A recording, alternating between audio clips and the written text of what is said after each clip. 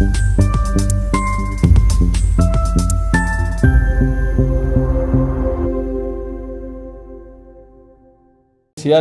చూసుకున్నప్పుడు మనం ప్రత్యేకించి ఇప్పటికే సుప్రీంకోర్టు అనేకమైనటువంటి తీర్పులు చెప్పి జడ్జిమేడ్ లా అంటాం, వాటిని చట్టం ఆథరైజేషన్గా వాటిని గుర్తించడం జరిగింది. ప్రత్యేకించి విక్టిమ్స్ రైట్స్ గురించి ఒక గుర్తింపు, అదేవిధంగా పెరిగినటువంటి టెక్నాలజీని ఉపయోగించుకొని ఆన్లైన్ అంటే ఎలక్ట్రానిక్ ఎవిడెన్స్ అనేది ఎలక్ట్రానిక్గా ఎవిడెన్స్ రికార్డ్ చేయడానికి అవసరమైనటువంటి పరిస్థితులు, అంటే సాక్షులు ప్రత్యక్షంగా న్యాయస్థానానికి హాజరు కాకుండానే దూరంలో ఉండి కూడా ఆన్లైన్గా ఎగ్జామినేషన్ చేయటం అనేటువంటిది ఒకటి.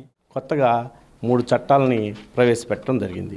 దాంట్లో మొదటిగా భారత నాగరిక సురక్షా సంహిత ఒకటి, భారత న్యాయ సంహిత అంటే ఇండియన్ పెనల్ కోడ్ని రీపేల్ చేస్తూ, అలాగే భారత సాక్ష్యాధ్యయనం, ఈ 3 అంటే సాక్ష్యాధారాల చట్టాల మీద ఈ చట్టం ఎలా సాక్ష్యాలు అడ్మిట్ చేయాలని. ఈ చట్టాల్లో భారత ప్రభుత్వం 1861, 1872 ఈ చట్టాలను రీప్లేస్ చేస్తూ కొత్త చట్టాలని ఫోర్స్లో తేవడం జరిగింది. ఈ చట్టాల్లో విక్టిమ్స్కి, పోలీస్ ఆఫీసర్స్కి, అలాగే ముద్దాయిలకి సమాంతర ఈక్వల్ రైట్స్ని ప్రొటెక్ట్ చేస్తూ ఈ చట్టాలను చేయటం అయింది. అనేక సుప్రీంకోర్టు, హైకోర్టు జడ్జిమెంట్లను పరిగణలో తీసుకొని ఈ చట్టాల్లో మార్పులు చేయటం జరిగింది.